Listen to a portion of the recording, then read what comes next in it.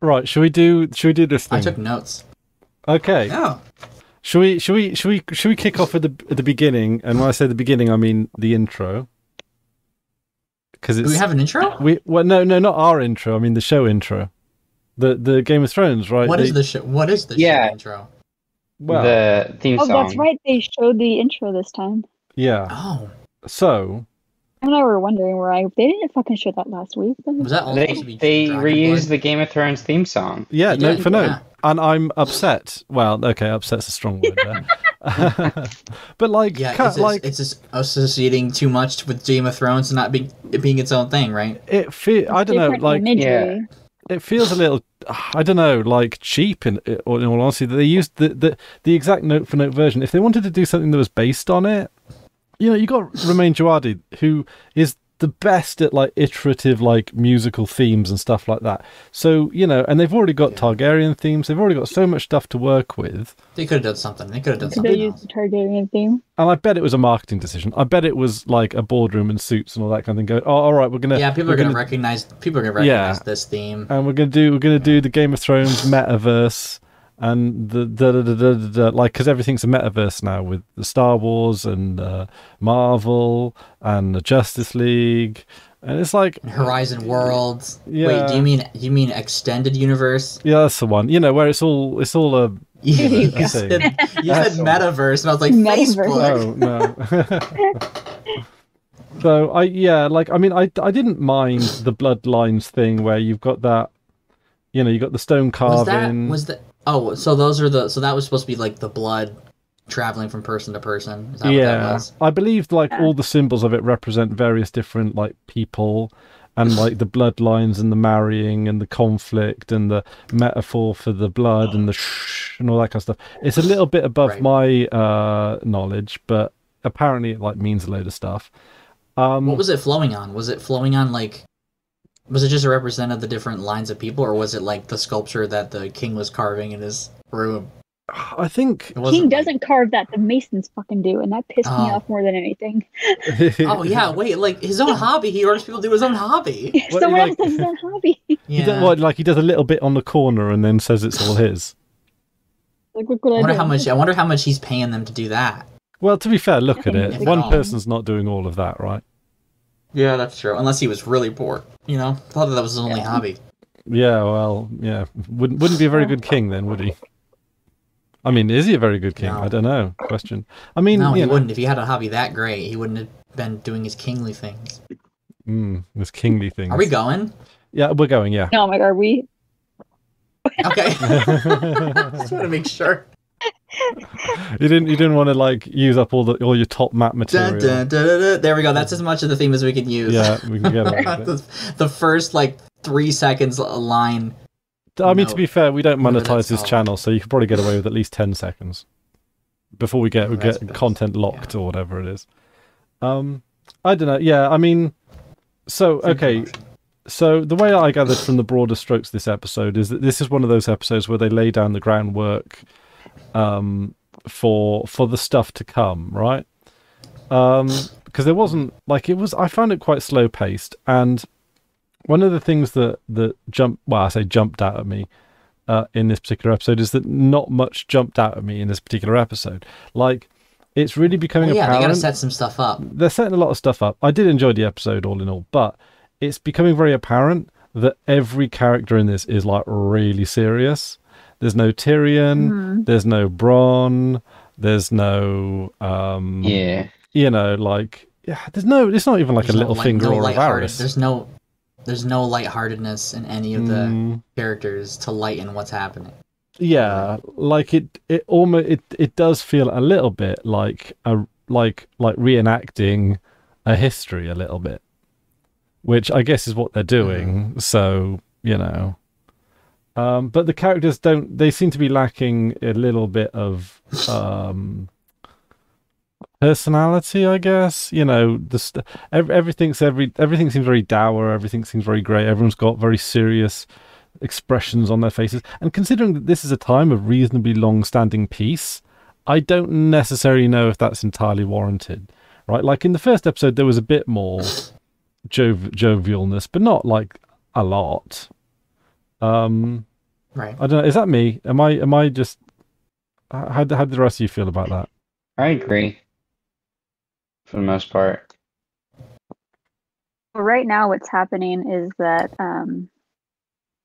they're trying to lay down the future of the kingdom because the Yeah. king has to be remarried, and it's kind of a serious deal. Like you can't really be funny Yeah. about that. They also have to like establish some like main players in the conflict, because so far it was about like everybody's fighting over like the spot for the king's heir, and now that like a decision has finally been made, now you get like people deciding where their allegiances are, and you establish some like foundational conflict between people. You can see people like buddying up now, Yeah, and you're seeing the pieces sort of being put into play. And we're also seeing this this thing on the stepstones taking a little bit of shape, right?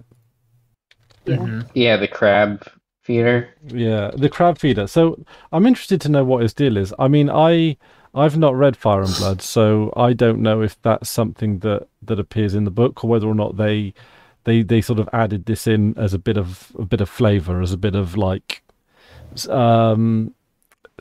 something that something like a to make it a bit more interesting, or to give context to some of the decisions. But it seems interesting, and it seems from the previews that we might be in for a good battle next episode. So, Yeah, I think Damon and his dragon are gonna wreck things up in the Stepstones. That's gonna be pretty exciting to watch. Is that going and seen full-scale dragon like fighting in this show yet, or is destruction? Is this going to be the episode where we decide that we like Damon? Or like because like Yeah, I don't know. Is it? is it because I think I already like Damon, but I'm not sure how much of that is just like like Matt Smith is an actor already, and so it sort of does a lot of the work to make you like him, even though he's sort of like you see he's like kind of a dick, but he has like a good heart and cares about his family. Yeah, I mean, way. I'm not the biggest Doctor Who fan. Like, obviously, being British, it's just part of the general culture. But like, I mean, I don't dislike Matt. I don't have a preconceived opinion about Matt Smith, and or at least I don't like perhaps have the same enthusiasm for him as an actor as perhaps Stacie might do. But like.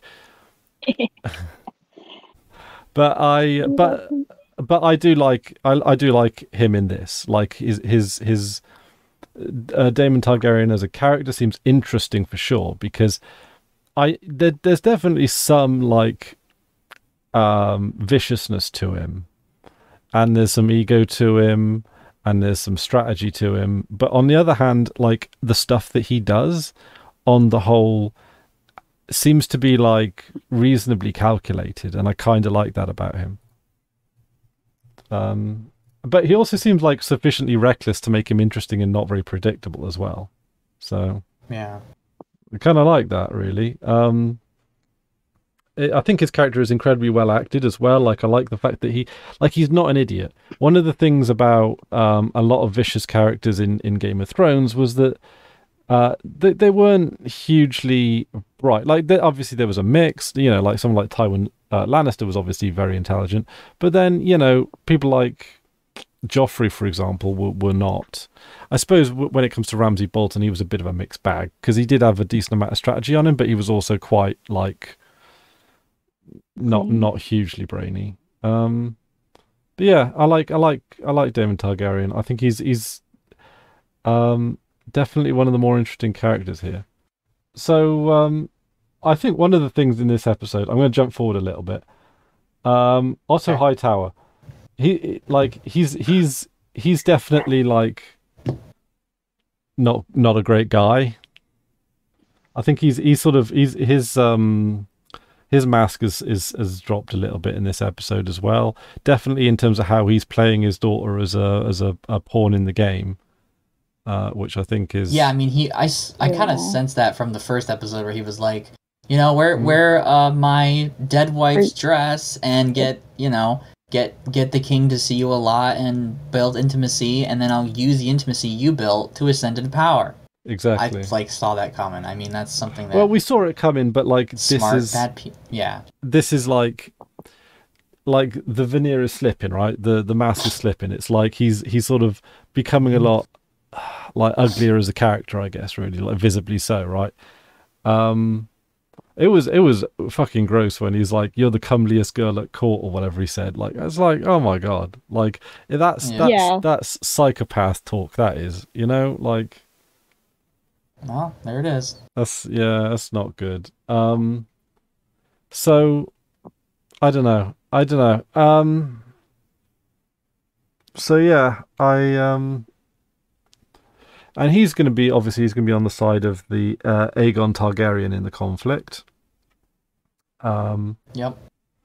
And I think from the preview, if I remember correctly, we're looking at Aegon Targaryen perhaps being born in the next episode, so that's going to be quite interesting. Maybe, I don't know. The previews seem to be a little bit like all over the place because I'm sure there was stuff in the episode 2 preview that we haven't seen yet. So I don't, a trailer. Sorry, I should say a trailer for each episode. And then, of course, at the end of the episode, I saw the trailer for the next episode. I'm sorry. I'll tell you one thing I really did like was the Dragonstone reveal.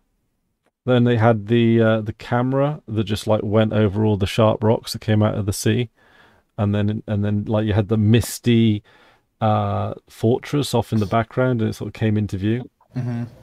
That was a beautiful shot, and I don't think it's like it's. I don't know. Is it something we haven't seen something like that in Game of Thrones, have we? Possibly. We saw a few things in the later seasons that had the big sweeping special effect things, but certainly not in the earlier seasons when they didn't have the budget for it. But Dragonstone looked absolutely beautiful in this. Yeah, those are cool. The two, because they had the two dragons in that one little causeway scene. Yeah. I think it's going to be interesting to see. Like what the which one's the queen that never was? She's Rhaenys. Yeah, like I think she's going to be quite an interesting character. Well, like because she had like I liked her conversation with Rhaenyra. Yeah, right. She was the one that said that a woman was never meant to be like heir because it breaks tradition, right? It would never work. Or never last. Well, she was talking about her own experience being passed over for Viserys. Right. And just sort of like telling Rhaenyra, like, this isn't going to go how you think it is. Like, I think their relationship is interesting. It could be very interesting. Mm-hmm. Yeah, like she seems incredibly jaded by the system. Whereas Rhaenyra is, like rebellious and, not took the dragon out. Yeah, took the dragon out without the king's permission to stop the bloodshed from happening and take credit for it. Yeah, that would have been interesting. What do you think would have happened if Rhaenyra hadn't showed up? Maybe there would have been a battle there. Oh. I don't know. It's interesting to see him take the gold cloaks. I mean, we knew they were fiercely loyal, so it would have happened. But like, who's guarding King's Landing? Probably like, I don't know. Nobody. Yeah, mods are asleep. Post memes. See some of the seeds of like that lead to the destruction that's going to happen because we know that the whole system falls, right? Yeah. We know that the house falls. Well, yeah. I mean, it does survive. Just like, but I think all of the dragons die, or most of the dragons die. It's certainly something that certainly like wrecks the house from which they don't really ever fully recover. Right. I'm wondering what one of my questions was like the relationship between Rhaenyra and is it Alicent? Is that her name? Yeah. I wonder how that's going to play out because Oh, I don't think they're friends. Rhaenyra did not like what happened at the end of that last episode and walked out. No. That's probably not going to last. We'll have to see how that. Would you like plays if out. your dad was like, I'm going to marry your best friend and then bang her and she's going to give me kids? No. Okay. That reminds me of that horrendous Twitter drama that happened a while back, where someone's best friend. There was this woman. She was like quite young, like 21 or something, I think, and her friend moved in, and then her like best friend moved in, and then when the woman was at work, her best friend was banging her dad, but every time she did it, she felt really bad and made her pasta bake. And this pasta bake had become some kind of like metaphor for deception and sort of dealing with guilt. And then it all came out in the open on Twitter, and then everyone like a Jerry Springer show, and everyone had their Oh no. their opinions on it. It's like Weird. yeah, it Take was, sides. wasn't it? Yeah, it was kind of. I think there are a few more things to it because like the dad was going to court and everything, and it was like it was proper like, Twitter was not the place for that. I'm sorry, but like Yeah.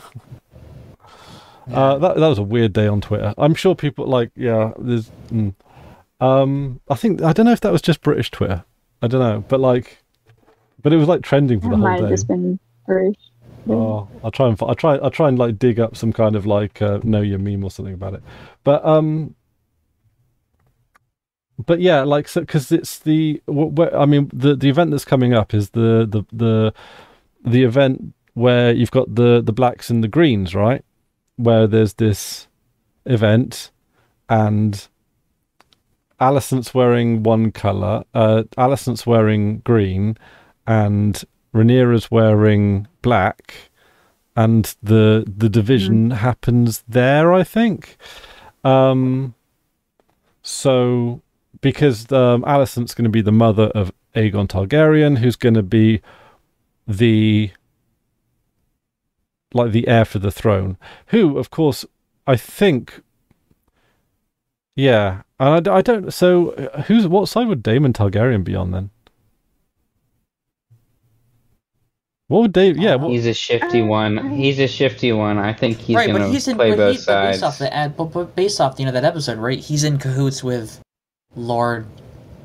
Is it Valyrian. Corlys? Corlys, No. yeah. Corlys Valyrian. That's Corlys, one, yeah.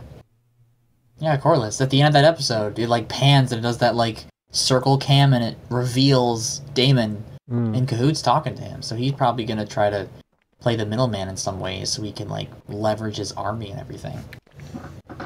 Yeah. To see. That's kind of interesting. This is one of the things where I'm kind of like glad I didn't read the books, because it's given me that sense of like anticipation and suspense on that kind of thing. Yeah. I think thinking it through, I don't know. Does he care? Does he have a horse in this race?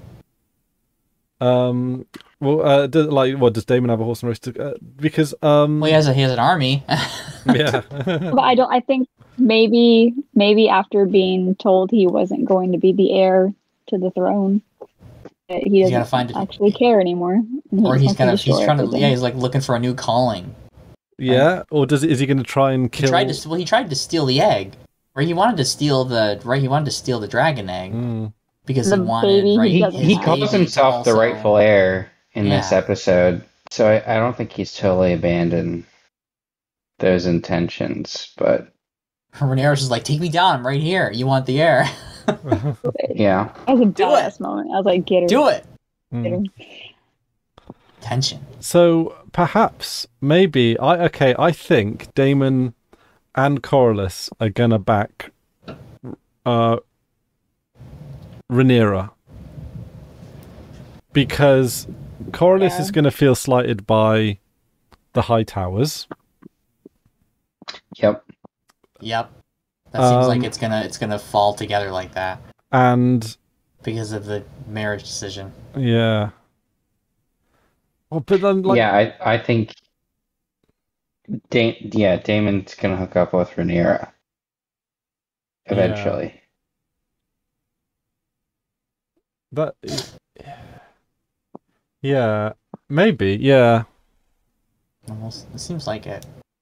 Well, they could do the Targaryen thing and even get married, and then they like as king and queen, right? That would be a Targaryen thing to do, right? Targaryen solution to the problem. When in doubt, just marry it out. Well, it seems to be the most like guaranteed last resort exit seems to be just marry into power and more status. So I'm going to assume that in the realms of the Game of Thrones universe, right? It wouldn't have been an option for Viserys to marry both Corlys's daughter and Alicent Hightower, right? Well, Aegon was married to both of his sisters, Aegon the Conqueror. So I know that there is precedent for them having multiple wives, but I don't know how much it we haven't really seen it very much in Game of Thrones. And and also I think the key thing would be like, on account of Alicent Hightower being older, she would presumably bear the first heir, which would kind of mean that the Valerion family would be kind of still cut out of the share of power. Because I mean, that's sort of an assumption, but like there would still fundamentally be that like sort of polyamory aside, whenever we have seen like polyamorous marriages, it's still been between amongst Targaryens, right? Or no, I think there might be some cases, but it's like it's usually been between two houses, right? It's never been like a trifecta of power, as it were. It's never been a way to like, oh well, you know, it's never been like a way to like resolve conflict on two fronts, right? Like you can't just marry all your problems away, right? Yeah. I mean, you can try, but it's better than war, right? But like, I don't know. Yeah, you can try. Yeah, why can't he just marry both of them? Well, that's it, because only one of them's going to get the heir. That's I guess the problem, right? Yeah. You gotta have one heir. You can't have multiple heirs. That's it. Yeah. It would be a race to give birth, and that little girl. Yeah. Which one can give birth first? That's what's the minimum age? Oh my god, as if women in this universe didn't have it bad enough. I wonder if people are really pissed about the young girl, that whole conversation situation. I was just sitting there like, I know that was a thing back in the day, but she's so young. Please don't do that. My mom said I don't know I could wait until I was 14 or 15. 14 to bed you. One of my regulars at work said that think of it as putting a down payment on your future, but you just have to wait 2 years. Oh god. Especially with everything going on right now in the US. Oh man. So bad timing. I'm surprised they have any standard at all for waiting till 14 age. Yeah, honestly. Well, that's probably her mom's doing. Her mom's like, don't you dare. Yeah, I mean, it doesn't look like Viserys is like likely to. He's not really keen on her. Well, I don't think he's. To be honest, I don't think he's keen on anyone, given he's. I mean, I don't know. How long does it take for a widow to move on? Do they move on? I don't know. Like, if you've been married with someone for any length of time, I would imagine hooking up or sex is like the last thing on your mind, right? Well. So I don't know. Maybe I'm just giving him the benefit of the doubt or something, But I don't know, if you look at celebrity culture with how fast people divorce and then find somebody else, it's probably not that long. Different time. Sam and I have an agreement that it's if one of us dies, it's 1 month for every year we've been together, and then you can move on. 1 month for every year. Okay. What does move on? What does move on mean? Move on means find somebody else. That's like the window where somebody else starts.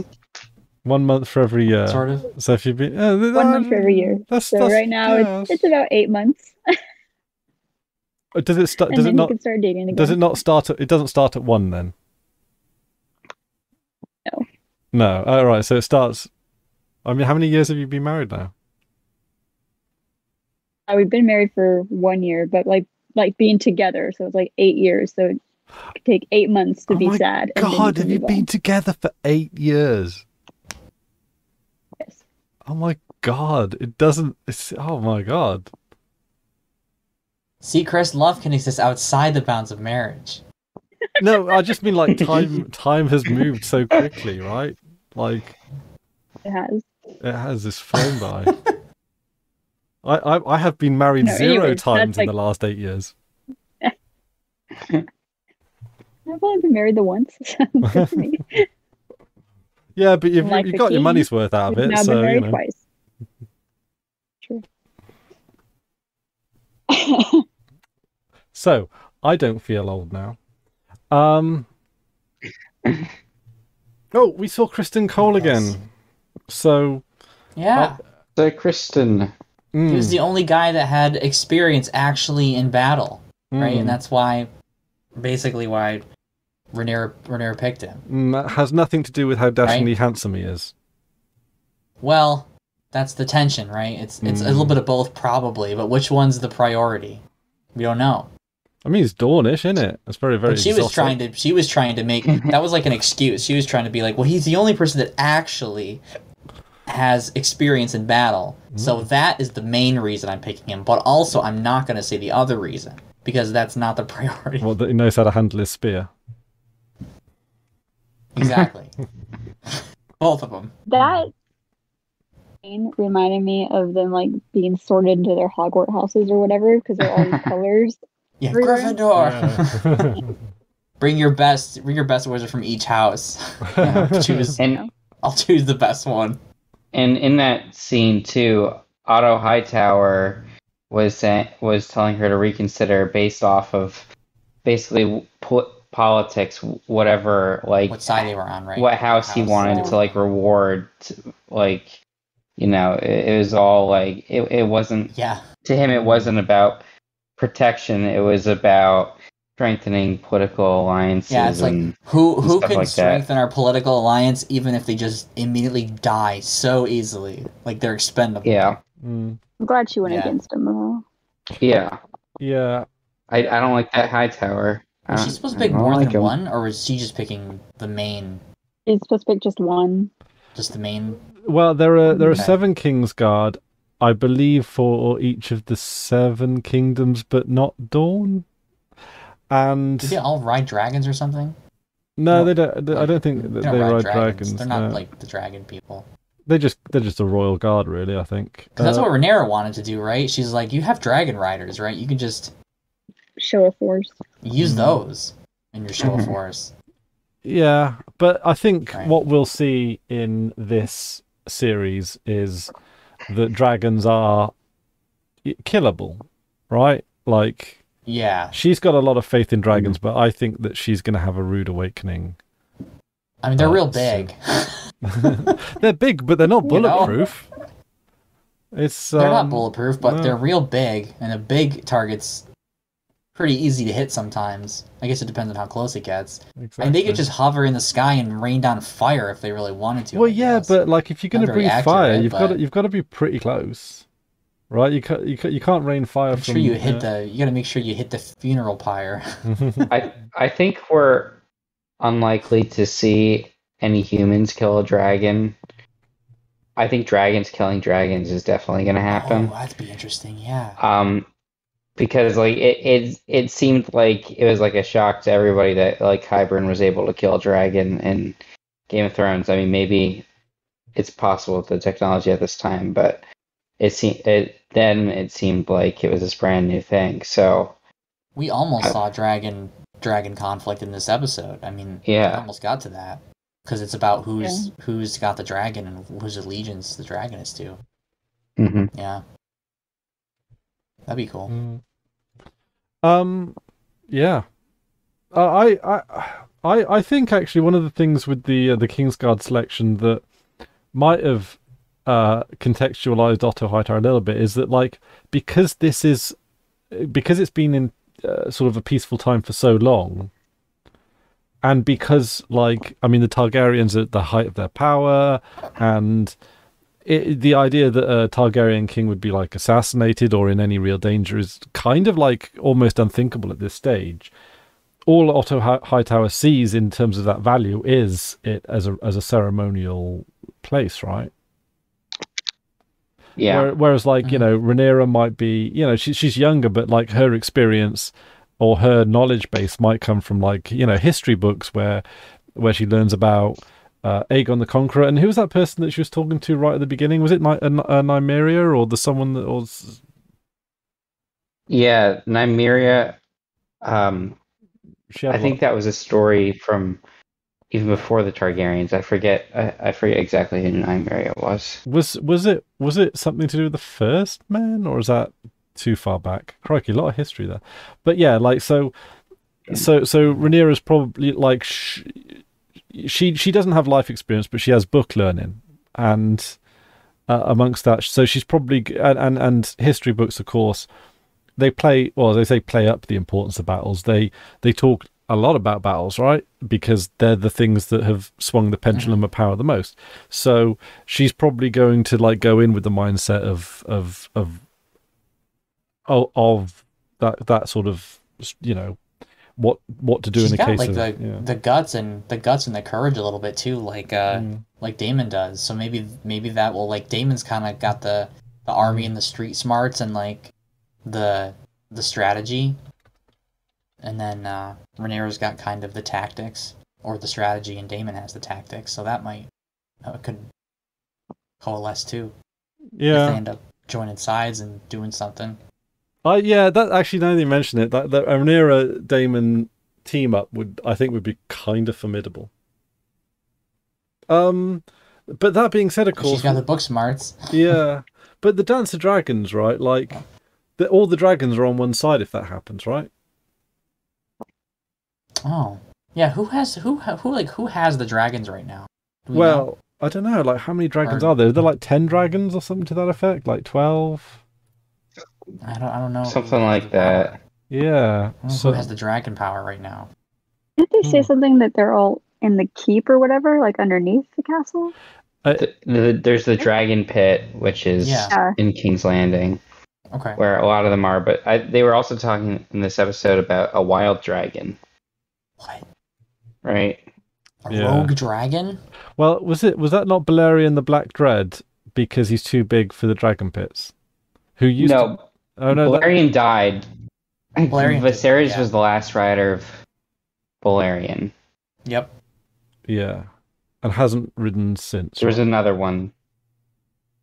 Yeah, Viserys hasn't ridden any since. But he's getting on a bit, right? All the dragons are under the same... Are they all under the same house? Or are there multiple, like, houses in multiple places that have them, probably? I guess you don't really know.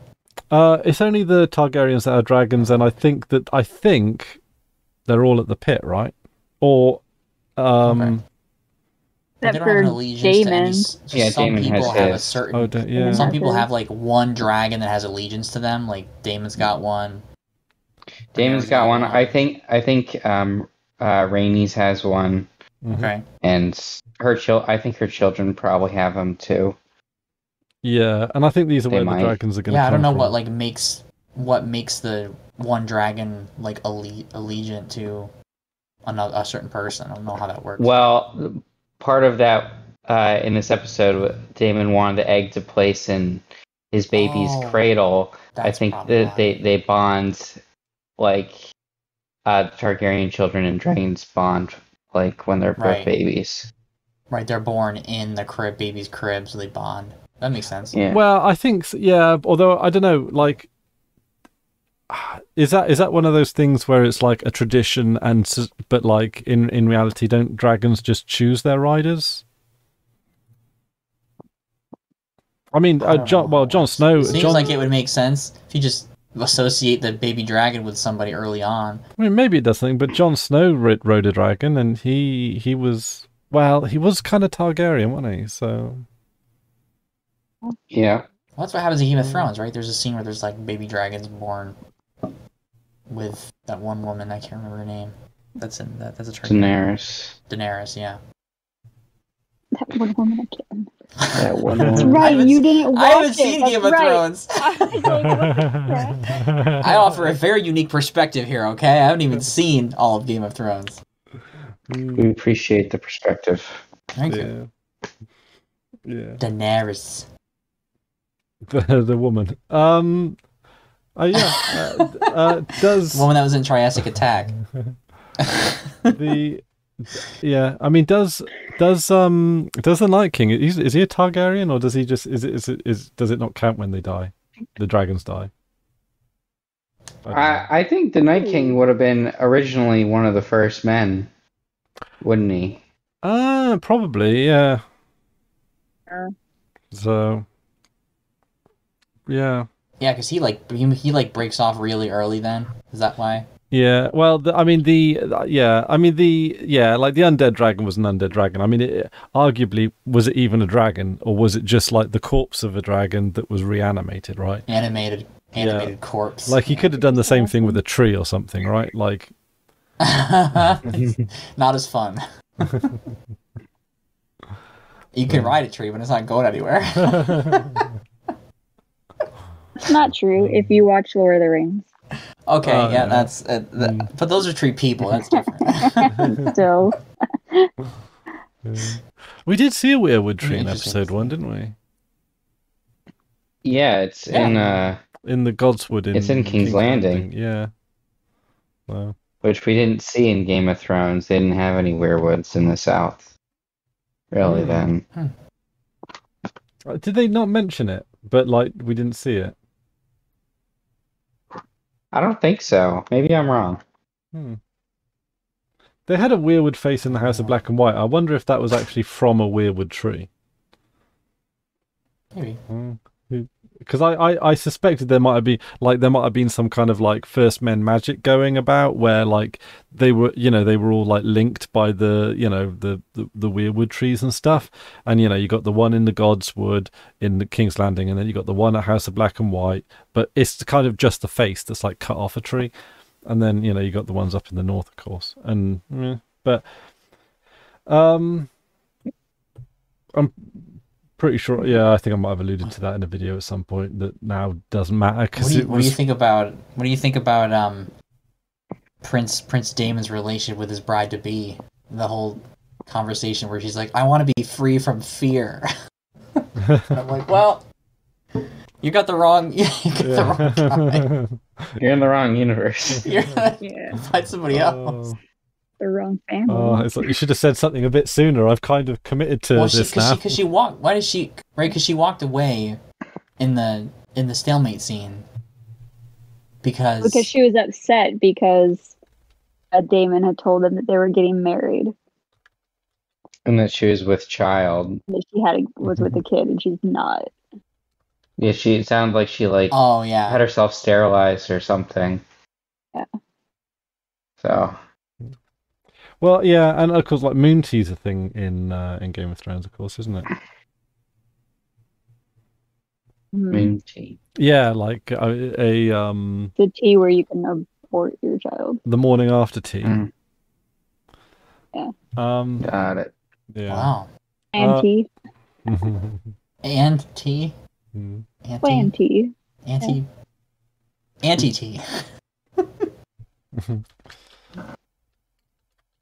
No, I think that maybe because she is a whore, that she sterilized herself so she wouldn't get pregnant from all the other guys that she does.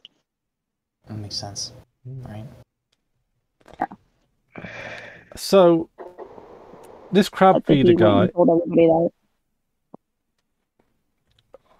like, Yeah, this crab feeder dude, like, what is he just like kill people? Oh, they have a trade route sealed off, right? Is that why a lot of this is a discussion? There's some like land that he has that's blocking some kind of route.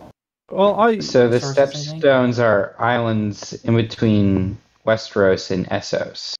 Okay. Right. The two major continents. So I guess he's backed by people in the free cities to Well, cause havoc. here's the thing: it's deduced Sounds like. because he's got funding, right? He's got ships, he's got people. I was going to say staff. He's got people on payroll, right? Like he's limited liability company kind of thing, and so it's assumed that he's backed by someone that's kind of important, and we're led to believe it's the Free Cities, which maybe it is. Like, but could it be? Yeah, but is it? But is that a misdirect? Because, like, I don't know. Are the Iron Bank around at this time? Are they going to have a problem with this disruption of trade? Probably, right? Yeah. Maybe. Or if do you they control the means of distribution, or you can affect distribution, you can have power. I mean, Well, I don't know. Like we know so little about the trade in Westeros and Essos at this time. It could very well be the case that if the Iron Bank existed and were a player at this time, that they could either benefit from disrupting trade, or they could benefit from trade with Westeros. Right now, you would assume that Bravos being quite close to Westeros, there'd probably be a fair amount of trade there, and the Iron Bank would probably, generally speaking, benefit from free and easy trade routes. But I don't know, like there's any number of plot devices you could throw into the mix to actually change that, right? But yeah. But it also could be the case. Oh well, hang on a minute. Maybe this crab eater guy is like. Could Otto Hightower be payrolling him? Because the Hightowers are pretty wealthy. That's what I was thinking. Ooh. A little bit of espionage. Yeah. Light treason. Bit of light treason. I mean, it could be a way to money treason. Yeah, like I mean, and because he seemed to be playing it down, right? Like it's a factual event that no one's disputing, that the trade routes are harmed by this, yet Otto Hightower seems to like not care, or seems to downplay its importance, change the subject. So yeah, like I'm talking myself into this now. I think like Otto Hightower is kind of signaling that this is a little bit of a proxy war with Corlys Velaryon, and he's sort of trying to drain their resources. Or at the very least, or get rid of his fleet, because maybe he's not threatened by his family in terms of wealth, because the only power, well, the true power of the Velaryons is their ability on the sea. If they have money but no ships, that's not a problem to Otto Hightower, because like a lot of his competitors have money. He's taken away the power base of the Velaryons. Right. Could be. Yeah, I don't know. Playing a long-term game.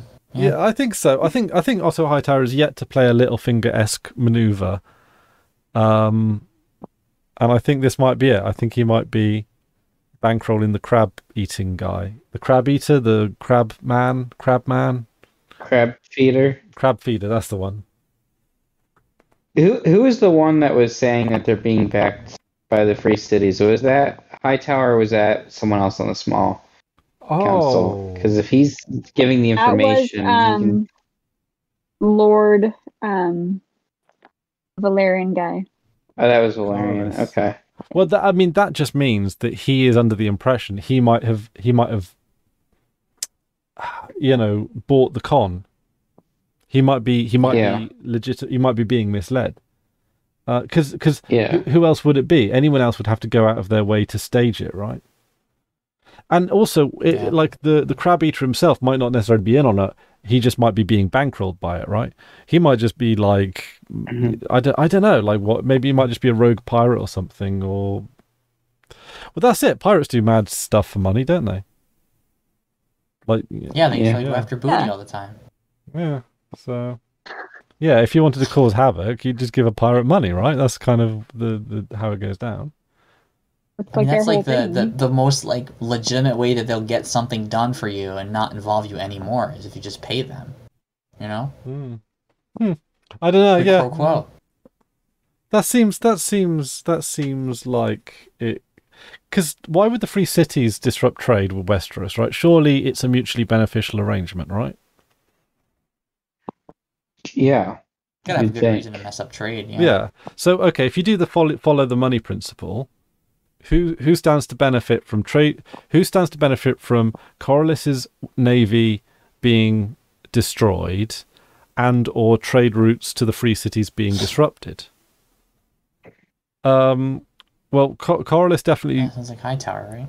Well, yeah, Otto Hightower definitely presumably benefits from the Valyrian fleet being destroyed. Especially if he aligns with maybe Daemon Targaryen or even like Rhaenyra or yeah, like I don't know.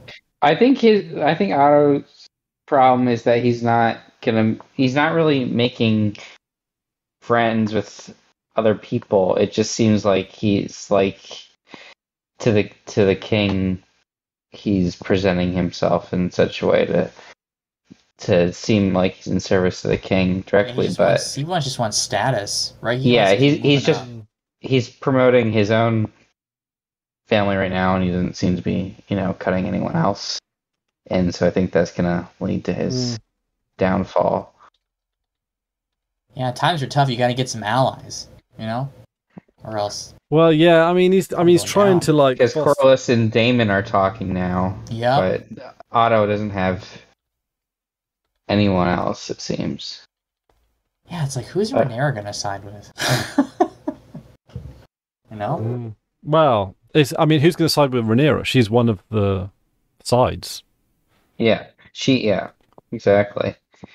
She's still the heir, and Viserys seems like that. He wants that to still be the case. And, we'll see. Yeah, we'll see. I don't know, like... with Daemon, then Rhaenyra will be against Hightower. Yeah, because the person with the next best claim after her will be Hightower's children. Alicent Hightowers. She doesn't like Alicent anymore.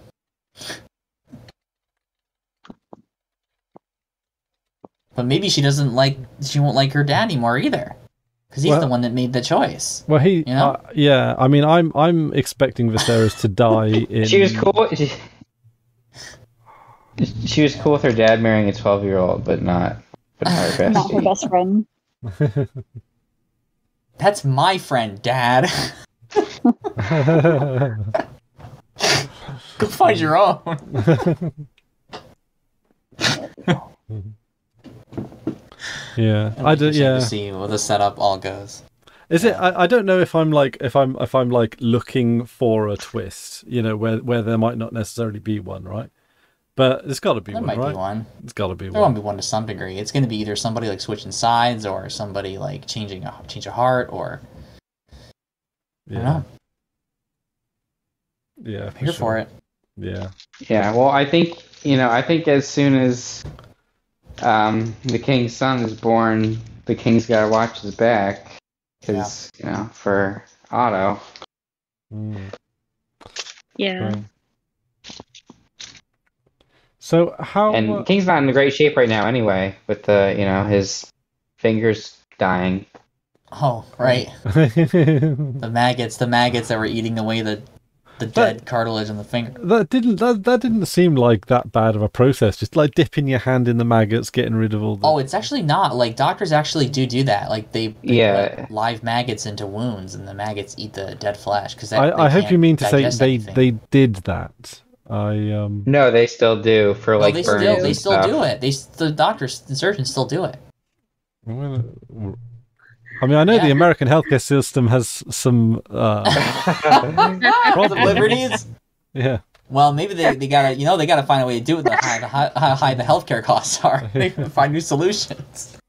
No, but like I don't think maggots can't digest regular flesh because it's just it's not weak enough. They can't. Oh my god! I saw in an episode of House, so yeah, it must be Must be true. They can't digest regular skin. They can only digest stuff that's decaying very easily. Because their mouths are tiny. That makes sense.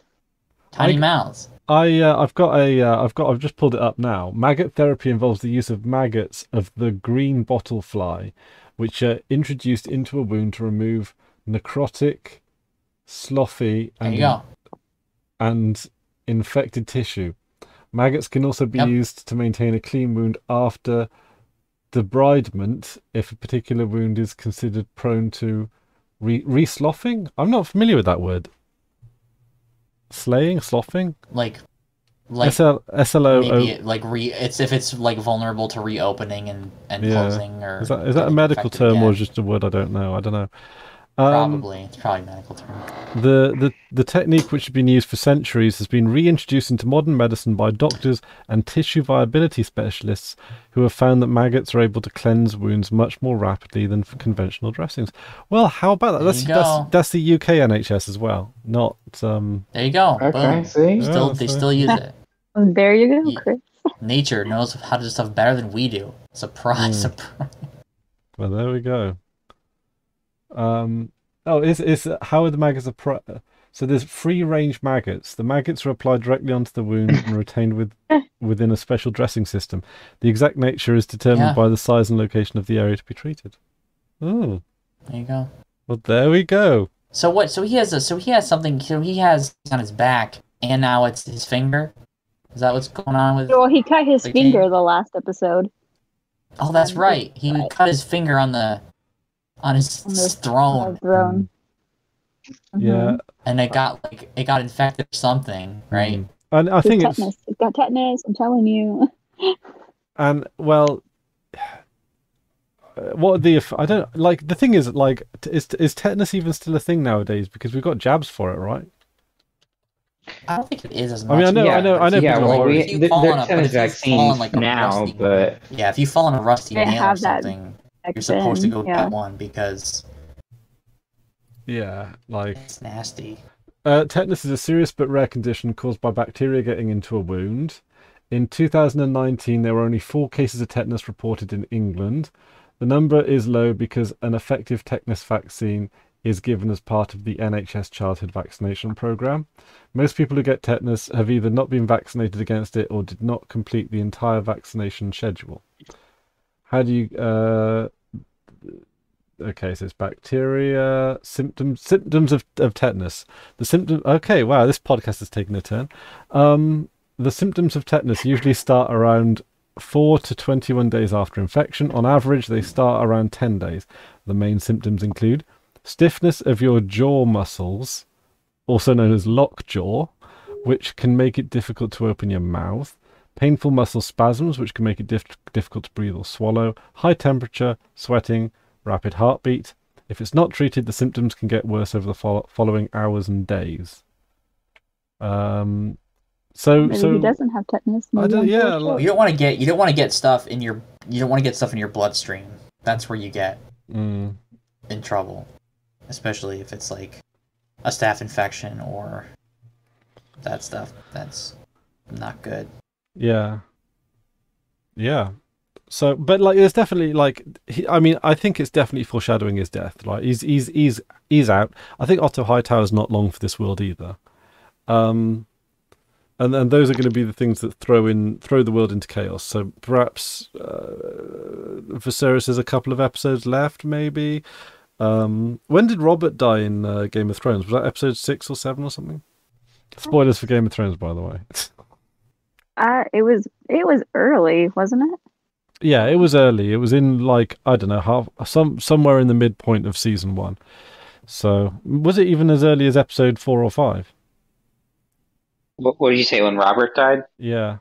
Yeah, it was pretty early. I think it was definitely before like episode 5 or 6. Yeah. So yeah, maybe about killed by the boar. It'll be the mid-season pick-me-up, right? But then, I hope we see a battle. I suspect. I'm hoping for a battle next episode next week, because that the previews seem to lead up to it. The crab fella is, you know, like he's a good catalyst for things to come, and maybe it'll be a reveal that Otto Hightower's been a naughty boy. Maybe he won't. Actually, maybe this might be one of those things where we'll never find out for sure. Because it could be like Game of Thrones type stuff loves to do that kind of thing, right?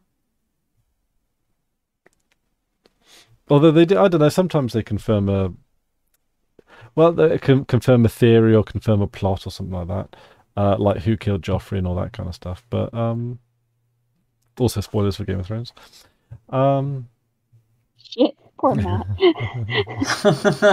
It's fine. I'm not gonna remember diddly squat. Yeah, that's the thing, isn't it? Especially well, like you see it, you'll remember it for the rest of your life. To be fair, I had in that show. I had the Red Wedding spoiled, and that still came as a bit of a shock to me. That was insane. Once you see Joffrey, it'll be the best thing you've ever seen. Look forward to it. So, yeah. Yeah. I think we covered pretty much everything that pretty much happened. I think we got it there. I do like some of the direction choices in this. They do seem to be like as a result of the increased budget, because as I understand it, the budget for season 1 here is more than the budget for season 8 of Game of Thrones, which is kind of something else. And we've not seen a lot of that budget put down, really. Like in this entire episode, we've seen that long sweeping view over Dragonstone, which I can't imagine being that much. It's gonna be a lot more when those ship battles start happening, probably. Yeah. What was the most getting all those dragons expensive? into? What do you think what was the most expensive season of Game of Thrones? Do you think? Do you know that? Season 8, even though it had the fewest episodes. Yeah. Oh. Well, I mean, the costumes alone must have cost a fortune, right? All the ice zombies and stuff. But yeah, I think episode 1 would have cost more than this episode, but yeah, maybe. But so I don't know, if they dropped all that kind of money, then we're going to get more than one battle this season. Yeah, it's like how much, I don't know what the total budget is for the whole season, but it looks better. Like up already. It's a really good looking show. If you look at like season 1 of Game of Thrones, you'll see a lot of the cracks in the special effects, and even like the first time Daenerys Targaryen rides a dragon, like that looked very green screened. Yeah. I thought that was green screened. Yeah. Like I kind of thought. Honestly, I kind of thought that Daenerys shouldn't have ridden a dragon. To be honest, I would have been happy. It's so funny looking at the behind the scenes of that, and like looking at what they're actually on, and like the green screen behind them. It's very funny. But you gotta sacrifice for the art, even if it looks weird. Yeah. You know. But yeah, I like the episode, but it was definitely like of its pacing, and I think this is going to be one of those episodes that is going to look better once the rest of the season plays out, because this is the setup, and now they've got to they've got to pay the rest of this off. They gotta wind the pitch up, you know. Exactly. So yeah, this is us doing our homework ready for next episode. Obviously, the first episode was like the punch, the introduction. There was going to be some interesting stuff there. Episode 2 was like laying the groundwork for something a bit more sustained, and then I think Episode 3 has the potential to be another slow-paced episode, but I don't know if they're going to do that. Judging from things like the previews and the build-up. It's like when the pitcher looks at that catcher in a baseball game and he's giving him like the cues for which pitch to throw. Yeah. I think we're going to... Pretty much. Yeah. So... Yeah. Yeah. So I'm looking... So yeah... This is going to be one of those ones that like is going to look better once the series is out than it is now. It's slow paced, but like I kind of like the intrigue. I kind of like what they're setting up for, and I like the fact that it's that they are doing it this way as well, because it kind of is easy to slip into the Marvel trap where everything's just a bit showy and actiony and unearned and that kind of stuff. I say that like there have been some Marvel stuff that haven't done that either, but like, yeah, I like the stuff that they're not like cutting corners or doing anything like that. That they've clued into the stuff that that people who like Game of Thrones like and are playing to it a little bit. So that's kind of nice. Yeah, I'm into it. Good episode. Something out of 10. Woo woo. 5 crabs out of a crustacean. Cool. And any final thoughts? Excited for next week. Ramp it up. Ramp it up. Ramp it up. Hot. Yeah. Cool. All right. So I think I'm going to wrap it up there. Thank you, folks, for joining me. Thank you. I didn't introduce anyone either in this episode or the last one. So thank you to... Maybe I did in the last one. I don't know. Anyway, thank you to Matt, Max, Stacie, and myself. Thank you, Chris. We'll see you all next week. And goodbye.